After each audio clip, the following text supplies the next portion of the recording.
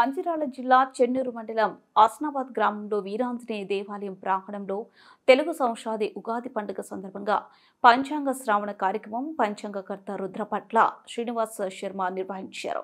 ఈ కార్యక్రమంలో స్థానిక ప్రజలు మరియు హనుమాన్ మాల వేసుకున్న భక్తులు పాల్గొన్నారు. సేనాధిపతి రవి, సస్యాధిపతి గురువు, ధాన్యాధిపతి కుజుడు, అర్ఘ్యాధిపతి రవి, మేఘాధిపతి రవి, తర్వాత రసాధిపతి శుక్రుడు, నీరసాధిపతి బుధుడు, పశుపాలకుడు యముడు, సారక్షకుడు యముడు. కాబట్టి 2 దోమల వర్షం, 3 దోమల గాలి, 7 వీసాల పట్టం అంటారు. 2 దోమల గాలి, 2 దోమల వర్షం, 3 దోమల గాలి ఎక్కుంటారు. కాబట్టి 7 వీసాల పట్టం అంటారు.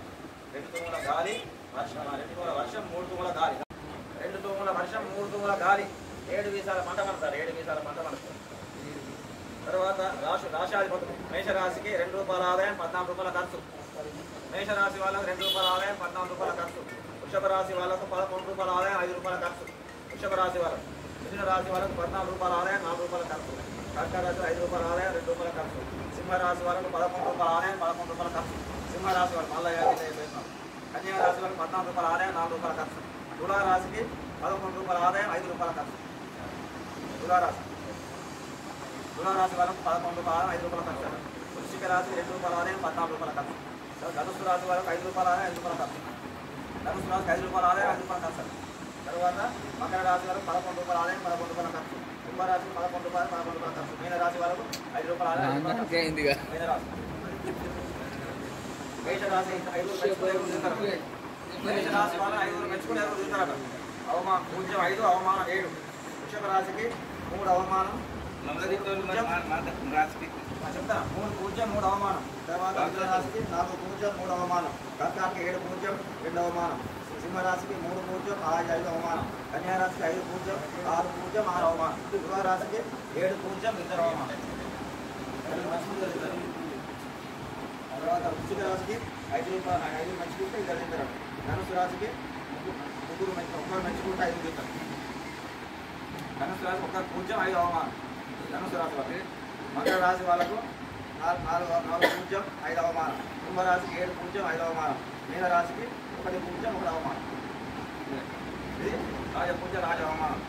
మహావిష్ణువు పేరు మీద విశ్వావస్థానం సంవత్సరం ఏర్పడింది. అంటే ఈ సంవత్సరానికి అధిపతి ఎవరు? శ్రీ మహావిష్ణువు. అంటే మహావిష్ణువు కాబట్టి విశ్వావసు, విశ్వానికి ప్రభు. అంటే స్థితికారుడు కాబట్టి సాక్షాత్ శ్రీ మహావిష్ణువే ఈ సంవత్సరానికి అధిపతి.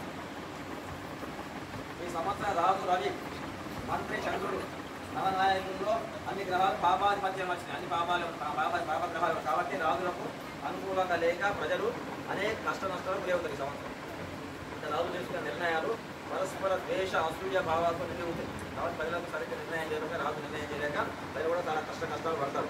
తర్వాత ఏంటంటే ప్రజలు స్వార్థచిత్తులై చంచల స్వభావాలతో సరైన నిర్ణయాలు వదలు. వర్ష లగ్నాధిపతి మేఘకు రవిన్న స్థానం ఉన్న ఏ నిర్ణయం చేయాలో రాజుకు అర్థం కాదు. అంటే పాపాధిపత్యం వచ్చి రాజుకు ఏ నిర్ణయం తీసుకోవాలని అర్థం కాక తప్పుడు నిర్ణయాలు తీసుకుంటే ప్రజలకు కూడా కష్ట నష్టాలు వస్తాయి ఈ సంవత్సరం. అంటే ఆ గ్రహాల వల్ల రవి రాజయ్య మిగతా నాయకులందరూ కూడా పాపం. కాబట్టి గవర్నమెంట్ అలాగే నిర్ణయాలు తీసుకోలేక ప్రజలు కానీ నష్టపోయే అవకాశం ఉంటుందని చెప్తున్నాం. ఇంకోటి ఏంటంటే ఆహార ధాన్య ధరలు పెరుగుతాయట. వైశాఖ మాసమున ప్రజా సంక్షోభం, కలహాలు వస్తాయట. వైశాఖ మాసం అంటే నెక్స్ట్ మంత్ మేలో అంటే దేశంలో కలహాలు వచ్చే అవకాశం ఉంటుంది. కులమంత నేదాలు వచ్చి కొన్ని సంఘర్షణ జరిగే అవకాశం ఉంటుంది. ఉష్ణోగ్రతలు పెరిగి ఎండాకాలం బాగా ఎండ పెరిగి కొంచెం జల నష్టం కూడా అయ్యే అవకాశం ఉంటుంది ఈ సంవత్సరం.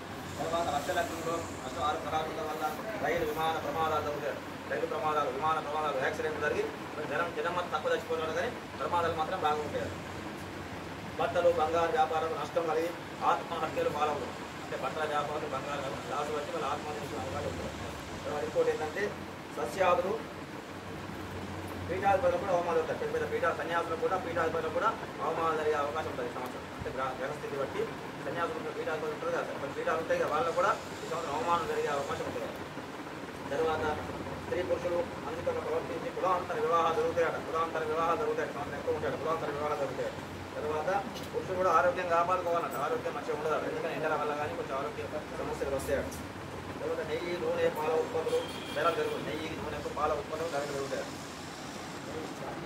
కందులు, శనగలు, ఎర్రని భూములు ఎక్కువగా కందులు, శనగలు, ఎర్రని భూములు బాగా వస్తాయట.